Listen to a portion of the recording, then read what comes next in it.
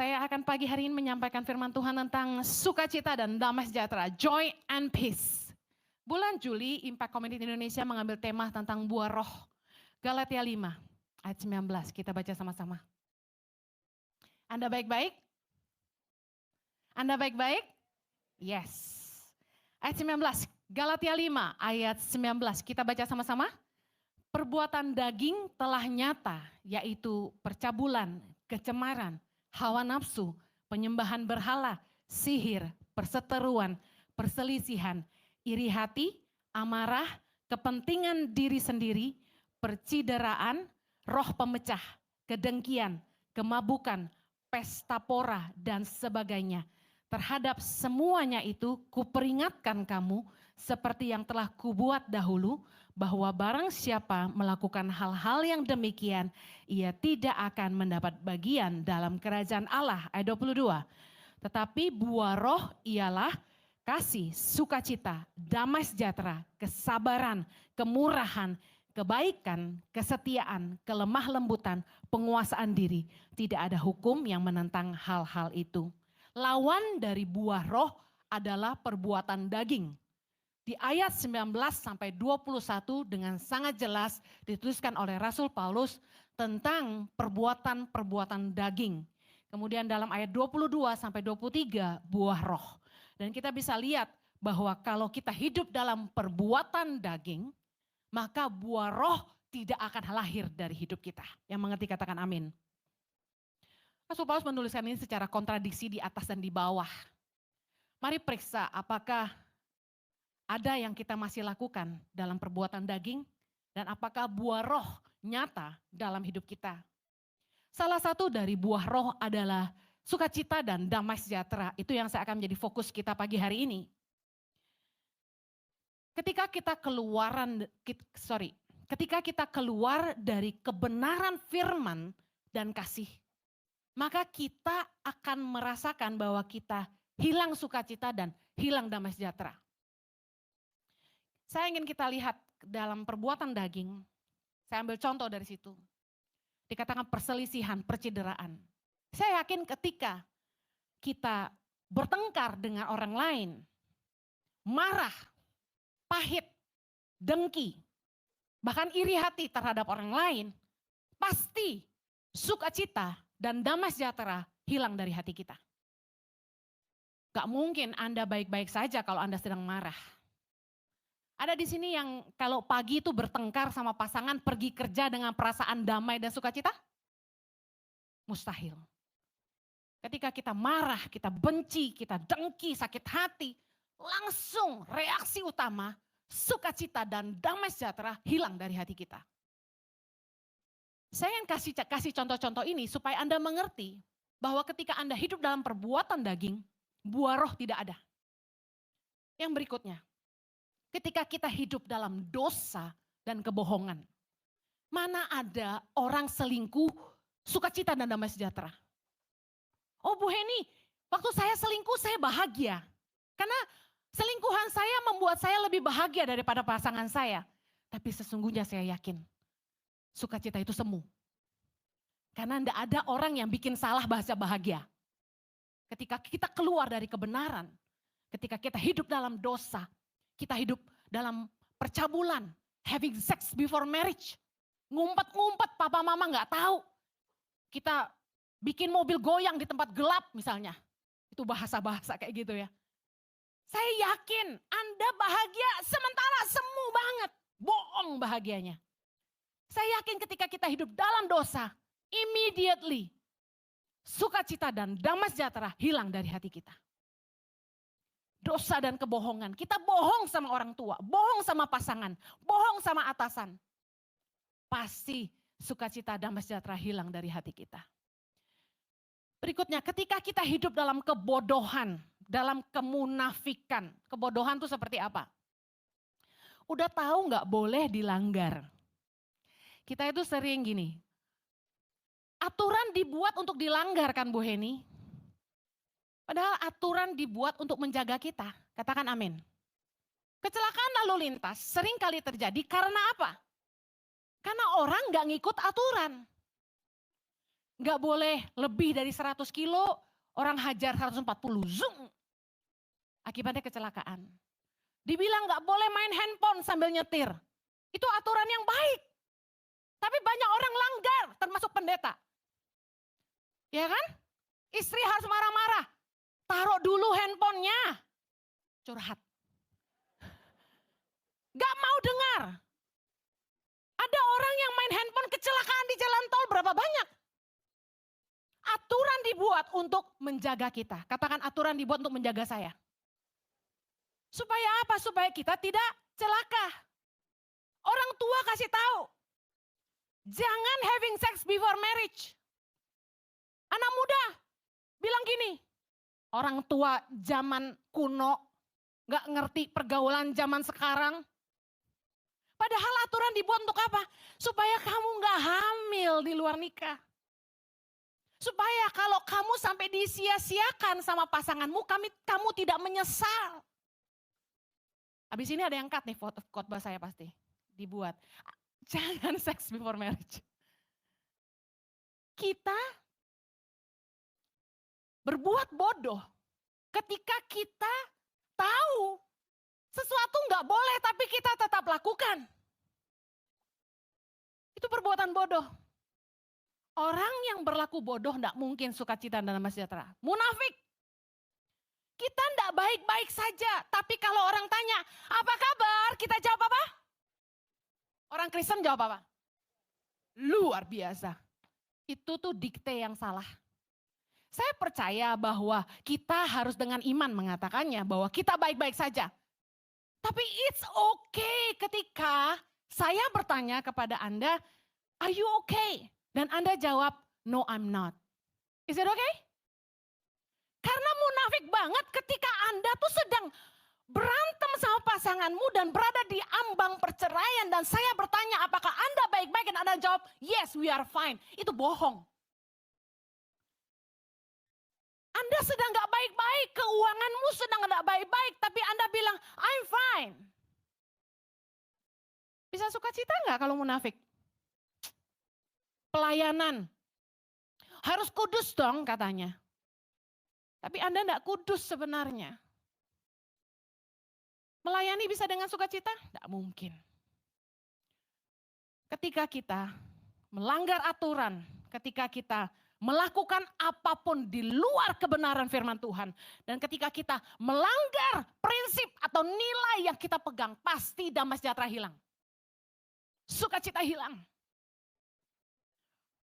Orang kalau ngerasa salah pasti takut. Betul nggak? Mecahin vas bunga aja deh, jangan dosa yang gede-gede. Takut nggak? Takut. Waduh, kita datang ke rumah orang kaya nih ceritanya. Nggak sengaja kesenggol, makanya jujur aja saya kalau onsite komsel tuh, jangan di rumah orang yang kaya banget deh ya. Salah pegang jatuh nanti pecah, Ici nggak bisa ganti loh. Hah? Kita takut, waduh. Gucinya berapa nih harganya gitu kan. Kita udah panik. Rasa bersalah pasti membuat orang hilang damai sejahtera dan sukacita. Nah, mari kita bahas tentang buah roh sukacita. Sebenarnya luar biasa, roh sukacita ini, buah roh sukacita adalah kebahagiaan. Dan semua orang sebenarnya pengen bahagia. Ada di sini yang gak mau bahagia? Siapa yang di sini mau bahagia? Miliki buah roh sukacita. Mari kita lihat. Yohanes 15 ayat 10 sampai 12. Yang mau bahagia baca sama-sama. Jikalau kamu menuruti perintahku, kamu akan tinggal di dalam kasihku. Seperti aku menuruti perintah Bapakku dan tinggal di dalam kasihnya.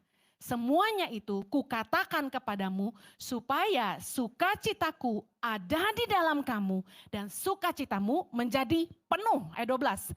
Inilah perintahku, supaya kamu saling mengasihi seperti aku telah mengasihi kamu. Kebahagiaan yang sejati diperoleh ketika kita hidup dalam kebenaran firman dan dalam kasih. Saya ingin bahas contoh-contoh yang mudah tentang gaya hidup kasih. Contohnya, mengampuni orang yang bersalah. Tahu nggak? Orang itu akan lebih bahagia kalau dia murah hati. Murah hati nggak hanya bicara soal memberi, tapi bagaimana dia dengan mudah mengampuni orang yang bersalah. Ada orang yang begitu pendendam, begitu sakit hati, disimpan sampai mati. Saya yakin yang model gini jauh dari kebahagiaan. Tapi orang yang legowo, ngerti bahasa Jawanya legowo tuh hatinya luas. Orang salah ya sudahlah. Satu kali saya lupa siapa yang pecahin vas di rumah ya. Ini kejadian vas bunga lagi. Tapi orang itu enggak ngaku. Ya, enggak ada yang ngaku kalau salah ya kan biasanya ya kan. Di gereja ada yang enggak sengaja itu ngerusak LED yang berdiri itu loh. Mati, ditanya siapapun enggak ada yang ngaku. Nah, saya enggak pernah cari itu siapa yang buat. Kenapa? Kesana punya prinsip begini. Orang tuh kalau sudah salah, perasaan bersalah tuh sudah menyiksa dia. Tanpa kita perlu menghakimi dia, tanpa kita perlu marah-marah, orang kalau tahu dia salah, dia sangat tersiksa. Makanya kenapa sebaiknya kita jujur kalau kita salah. Sorry, saya yang mecahin misalnya gitu. Karena itu untuk dia sendiri. Dia merasa lega, udah ngaku, benar gak? Urusan mau dimarahin, urusan mau dimaki-maki, ya kalau suruh ganti gak ada uang juga kita gak bisa paksa ganti kan.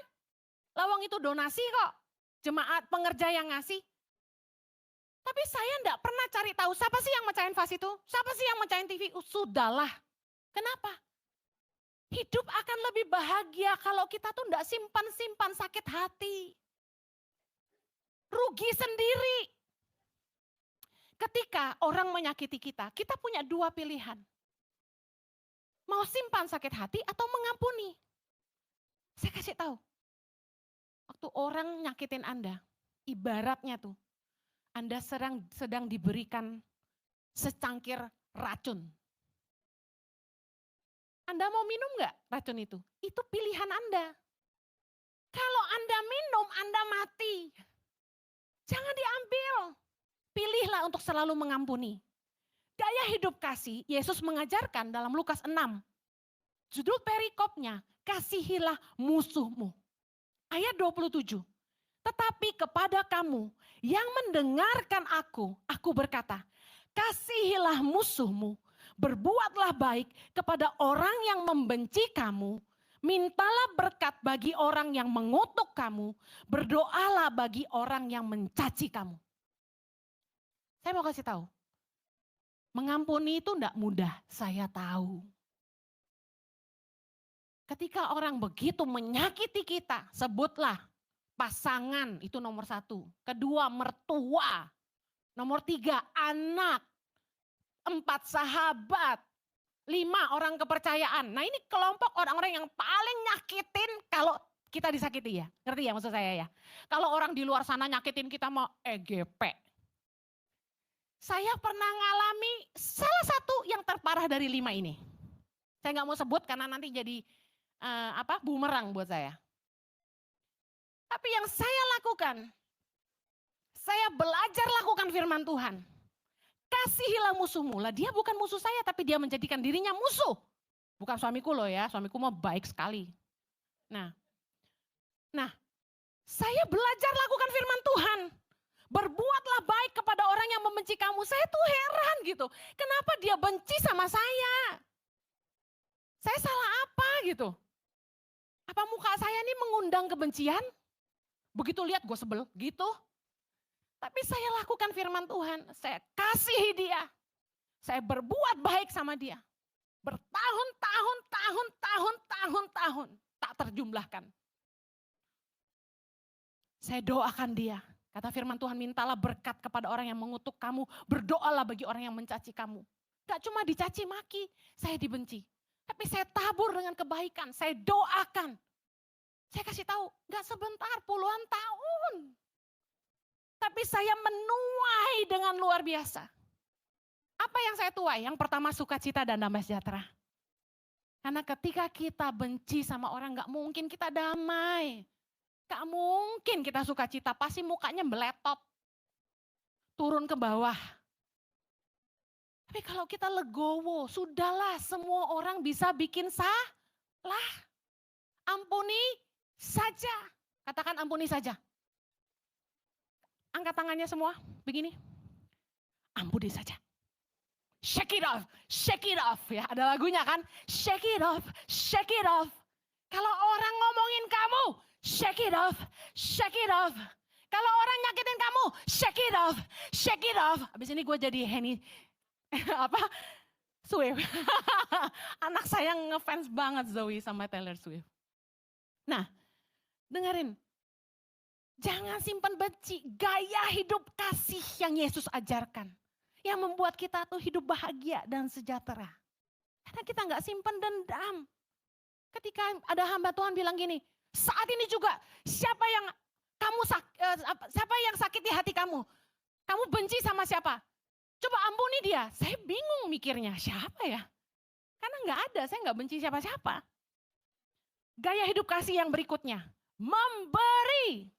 Tahukah Anda bahwa memberi membuat orang bahagia? Orang pelit tuh gak bahagia. Jamin. Orang yang suka memberi pasti bahagia. Kisah Rasul 20 ayat 35. Bukan kata Henny Kristianus, tapi kata Yesus Kristus. Asik nge-rhyme. Baca sama-sama Kisah Rasul 20 ayat 35. Dalam segala sesuatu telah kuberikan contoh kepada kamu bahwa dengan bekerja demikian kita harus membantu orang-orang yang lemah dan harus mengingat perkataan Tuhan Yesus sebab ia sendiri telah mengatakan adalah lebih berbahagia memberi daripada menerima. Anda suka gak diberi? Suka gak dikasih? Suka banget.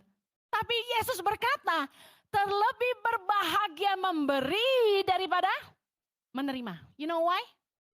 Karena yang bisa memberi dia punya lebih. Amen. Bahagia tuh gak perlu miskin, gak perlu kaya. Gak ada urusannya. Banyak dikit uang Anda gak mempengaruhi kebahagiaan Anda. Nikah sama orang kaya sama nikah sama orang biasa gak membedakan sama sekali. Saya lihat sendiri. Kami hidup sederhana, kami lebih bahagia daripada beberapa teman yang kawin sama orang yang sangat-sangat kaya. Saya sudah saksikan dalam hidup saya. Jadi miskin kaya tidak menentukan kebahagiaan kita, katakan amin. Tapi bagaimana Anda bisa bahagia adalah ketika Anda punya kemurahan hati yang luar biasa. Yesus berkata, terlebih berbahagia memberi daripada menerima. Suatu hari ada seorang peneliti psikologi dari University of Chicago Booth School of Business, Ed O'Brien PhD. Dia membuat sebuah penelitian ya, ditulis ini, Anda bisa temukan di Google. Ditemukan bahwa memberi kepada orang lain adalah sumber kebahagiaan pada diri seseorang. Terlepas dari seberapa sering ia melakukannya. Dalam penelitiannya, Ed O'Brien melakukan dua penelitian. Yang pertama, dia pakai mahasiswa-mahasiswa di universitas, mereka diberi uang sebanyak $5 setiap hari selama 5 hari. $5, dan mereka diberi kebebasan untuk menggunakan uang itu untuk apa? Boleh untuk diri sendiri, bisa untuk orang lain. Nah, ditemukan bahwa partisipan yang menghabiskan uangnya untuk orang lain melaporkan bahwa dirinya jauh lebih bahagia dibandingkan mereka yang menghabiskan uangnya untuk diri sendiri. Dikatakan gini, waktu uang itu dipakai buat dirinya sendiri, bahagianya senangnya sebentar doang.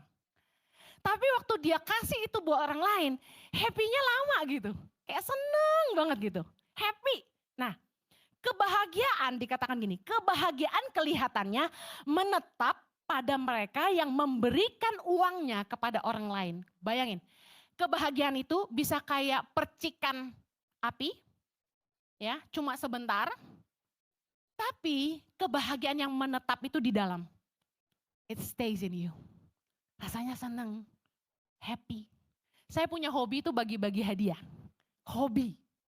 Jadi kalau saya traveling kemana-mana, saya selalu beli oleh-oleh. Not just because I love the people I give, tapi karena saya menikmatinya. Menjadi kayak satu kebahagiaan sendiri. Saya packing sendiri satu-satu by name. Dalam eksperimen kedua, O'Brien melakukan penelitian dengan mengangkat 502 partisipan. Mereka dikasih kayak hadiah main puzzle, word puzzle selama 10 kali. Nah kalau menang dikasih 5 sen, dikit banget ya. Nah tapi uang yang mereka terima itu sekali lagi boleh didonasikan, boleh dipakai untuk diri sendiri. Nah ternyata pemenang yang menyimpan uangnya untuk diri sendiri merasa kebahagiaannya lebih cepat sirna dibandingkan mereka yang mendonasikan uangnya untuk orang lain. Keren ya, kok bisa gitu ya? Dunia loh ini yang nulis. Bayangin ini tuh bukan dari firman aja. Yesus itu ngomong terlebih berbahagia memberi daripada menerima. Itu sebuah kebenaran. Ada kebahagiaan yang membuat kita punya hormon-hormon di sel-sel otak kita ini membuat kita lebih happy, lebih sehat gitu. Dan secara penelitian dunia dibuktikan, bukankah luar biasa? Memberi menjadi sumber kebahagiaan. Jadi kalau Anda ingin bahagia, lakukan firman Tuhan. Hiduplah dalam kasih. Mari suka mengampuni dan mari suka memberi. Katakan sebelah kanan kirimu, kalau yang mengampuni gak pakai duit aja lu pelit, apalagi yang pakai duit gitu. Oke, yang berikutnya, buah roh damai sejahtera. Damai sejahtera. Tahukah Anda untuk rest atau rasa aman ketika kita bisa tinggal dalam damai sejahtera itu adalah berkat Tuhan yang luar biasa. Mazmur 127 ayat yang kedua. Dikatakan sia-sialah kamu bangun pagi-pagi dan duduk-duduk sampai jauh malam dan makan roti yang diperoleh dengan susah payah sebab ia memberikannya kepada yang dicintainya pada waktu tidur. Ini minta maaf sekali terjemahan bahasa Indonesia salah. Mari kita lihat. Terjemahan yang sebenarnya saya ambil dari 2 versi dalam bahasa Inggris supaya membuktikan bahwa ini benar. It is vain for you to rise up early, to sit up late, to eat the bread of sorrows, for so he give his beloved sleep. Dalam NIV dikatakan, in vain you rise early and stay up late, toiling for food to eat, for he grants sleep to those he love. Apa artinya? Dia mengaruniakan tidur kepada yang dikasihinya. Kata tidur di sini adalah rest. Bahwa Anda tinggal dalam damai sejahtera. Banyak orang yang stres hidupnya. Selalu ngerasa susah. Gak bisa tidur. Selalu orang yang stres gak bisa tidur. Sedangkan Tuhan memberikan rest, sleep kepada orang yang dikasihinya. Kalau Anda mengalami kesulitan tidur, yang Anda perlu lakukan adalah belajar mengasihi Tuhan. Bagaimana Anda belajar mengasihi Tuhan? Dengan melakukan firman Tuhan. Dengan melakukan firman Anda tinggal dalam kasihnya Tuhan. Nah, rest atau damai sejahtera bukanlah karena orang-orang itu hidup tanpa masalah. Tapi mereka bisa tidur nyenyak meskipun masalah banyak. Saya punya tanggungan dalam tanda kutip cukup banyak. Luar biasa waktu saya ke New Zealand kemarin, pelayanan di Christchurch, gembalanya Pastor Catherine mendapatkan nubuatan buat saya, dia bilang gini, bahwa Tuhan memberikan kamu anak kembar, Chloe dan Zoe, itu secara duniawi, tapi secara rohani, dari hidupmu, dari rahimmu secara rohani, kamu melahirkan 2 anak kembar, YTP dan Ici. Tangan Pengharapan dan Impact Community Indonesia. Saya kaget dengarnya, wow. Dan tahukah Anda bahwa memiliki 2 pelayanan yang cukup besar menurut saya, tidak mudah. Pasti banyak beban, banyak masalah, banyak staf-staf yang WA dengan berbagai urusan. Dan makanya minta maaf sekali kalau ada yang tersinggung saya nggak balas WA-nya. Panggil gini, Bu Heni, saya nggak nyaut. Lebih banyak yang mesti gue jawab yang lebih penting daripada sekedar apa kabar. Nah beberapa yang nggak ada di kontak saya pun nggak ada namanya, saya pasti nggak balas. Makanya harus ngomongnya komplit. Halo Bu Heni, saya mau ngomong gini bla bla bla bla. Nah jadi kan jelas, nggak 2 kali tektokan. Nah saya bisa tidur nyenyak setiap malam. Saya sama sekali nggak pusing tuh, nggak stres, nggak khawatir. Meskipun setiap bulan Tangan Pengharapan itu saat ini harus punya uang kurang lebih di atas 2,5 M untuk running the whole foundation. Ngeri nggak? Tiap bulan Bapak Ibu. Kalau dipikirin ya pusing, tapi saya nggak pernah mikir. Saya percaya. Saya santai aja. Saya percaya sama Tuhan. Bahwa tangan pengharapan bukan pelayanan saya. Bahwa tangan pengharapan adalah milik Tuhan. Kalau Tuhan yang utus, dia yang urus. Anak-anak Indonesia ada 6.500 di 87 center saat ini di seluruh Indonesia. Dari Nias, Mentawai sampai Papua, Maluku Utara, Sulawesi sampai ke NTT yang harus kami urus. Ada 8 sekolah berasrama yang sudah berjalan dan masih ada 2 lagi yang harus dibangun seperti visi yang Tuhan berikan untuk melahirkan 1.000 pemimpin bagi Indonesia. Biaya kuliah yang sangat mahal, biaya hidup yang tidak murah. Belum lagi kalau anak-anak banyak maunya. Wah, saya kasih tahu, itu saya sekarang ini sudah di titik rest. Orang itu bisa damai sejahtera bukan karena nggak punya masalah. Tapi mereka tetap bisa tidur nyenyak walau masalah banyak. Yang mengerti katakan amin. Kita bisnis, kita kerja, menikah, punya pacar, apa nggak ada masalah? Kayaknya yang nggak merit lebih awet muda daripada yang merit loh saya liatin. Kenapa? Karena nggak pusing ngurusin istri katanya. Nggak pusing ngurusin suami. Lebih awet muda, saya perhatiin ada teman mama saya, umurnya lakcap go, 65. Masih awet muda, masih lincah sana sini. Yang merit udah. Mukanya udah keriput-keriput, matanya kerut-kerut, kuningnya kerut-kerut. Tapi kamu enggak sayang, puji Tuhan.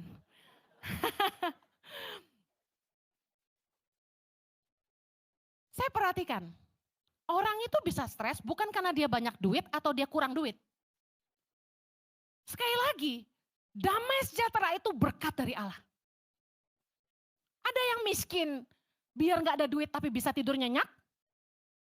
Buat dia makan jagung, makan ubi itu nikmat. Kita yang dari kota ke pedalaman kayaknya sedih lihat mereka. Aduh kasihan, rumahnya dari gubuk, tidurnya di bilik bambu. Aduh kasihan makannya nasi sama garam doang. Aduh kasihan makannya jagung. Kita lihatnya kasihan. Mereka yang kita lihat enggak stres. Nikmat aja tuh makan sirip pinang. Bener, saya nyaksiin sendiri. Kategori stres itu kayak gimana ya kalau soal gak ada duit ya. Yang bikin stres itu karena lu banyak mau gitu. Bener, yang bikin stres itu karena orang selalu gak pernah merasa cukup. Contohnya nih, saya ketemu orang kaya banget. Biar yakin. Dia stres terus, susah tidur, bahkan gak bisa tidur. Begadang sampai pagi. Jiwanya gelisah. Padahal hartanya banyak, dia mau beli apa juga bisa. Mau kemana juga bisa. Tapi hidupnya selalu stres, ribut terus dengan pasangannya. Kasar omongannya, totally not happy. Gak bahagia, gak ada sukacita, gak ada rasa sejahtera. Anda bilang kekayaan membuat Anda bahagia? Belum tentu. Saya ketemu yang kayak gini. Saya pelajari, kenapa ya? Kok dia gak bisa tidur ya? Padahal ranjangnya gue percaya tuh, King Koil lewat. Ternyata saya lihat ini, dia gak pernah ngucap syukur. Meskipun hartanya banyak sampai 3 turunan, dia gak merasa cukup. Dan yang signifikan, dia hidup dalam kecemaran, hawa nafsu, kedagingan, pesta pora, kemabukan, orangnya suka marah. Ini yang bikin dia gak punya damai sejahtera dan sukacita. Apa yang membuat kita hidup tuh gak punya sukacita dan damai sejahtera? Mari periksa hidup kita hari ini. Apakah kita masih hidup dalam perbuatan daging? Galatia 5, 19-21. Percabulan, kecemaran, hawa nafsu. Coba lihat satu-satu, masih hidupin gak itu? Penyembahan berhala, sihir, perseteruan, perselisihan, iri hati, amarah, kepentingan diri sendiri, percideraan, roh pemecah, kedengkian, kemabukan dan pesta pora. Anda kalau ngiri terus sama iparmu, ngiri terus sama saudara, Anda gak akan bahagia, gak akan damai sejahtera. Perselisihan, iri hati, amarah, kedengkian, udah pasti bikin damai sejahtera hilang. Amen.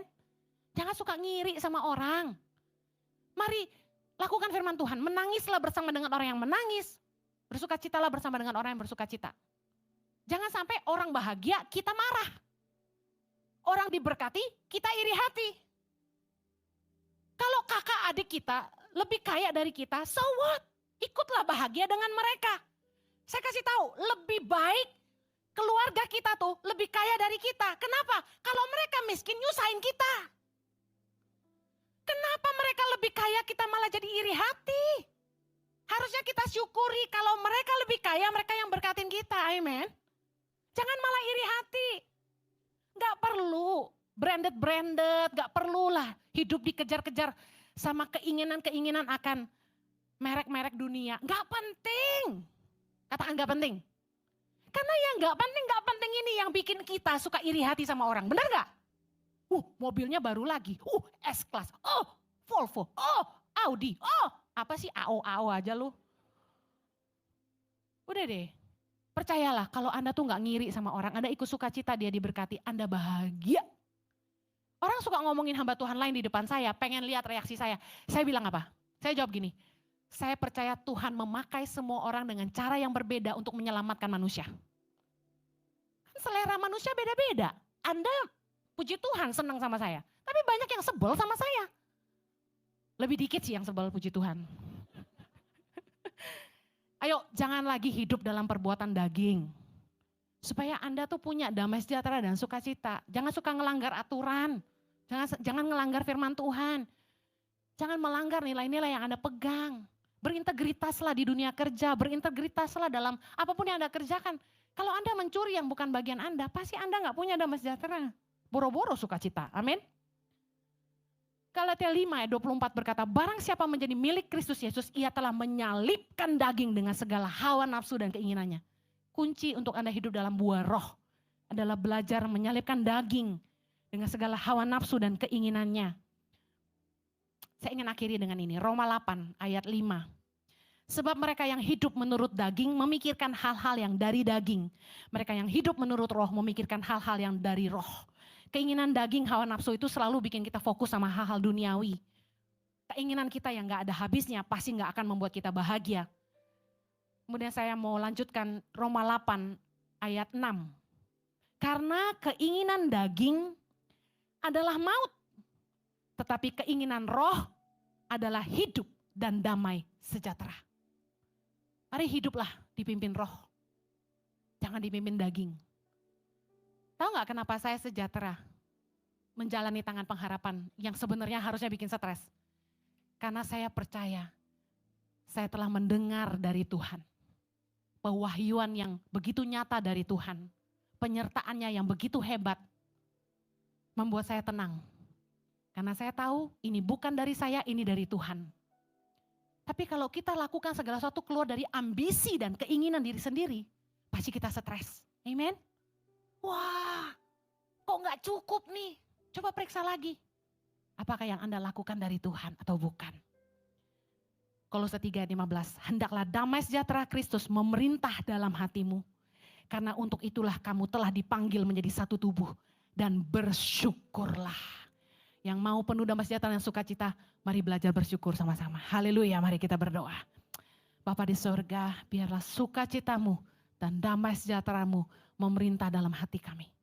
Biarlah kedua buah roh ini ada di dalam kami. Menetap di dalam kami. Kami hidup dalam damai sejahtera. Kami hidup dalam sukacita. Terima kasih Tuhan. Kami terima berkat-Mu. Semua yang menerima sama-sama kita katakan. Amen. Have a blessed Sunday. I love you so much. God bless you.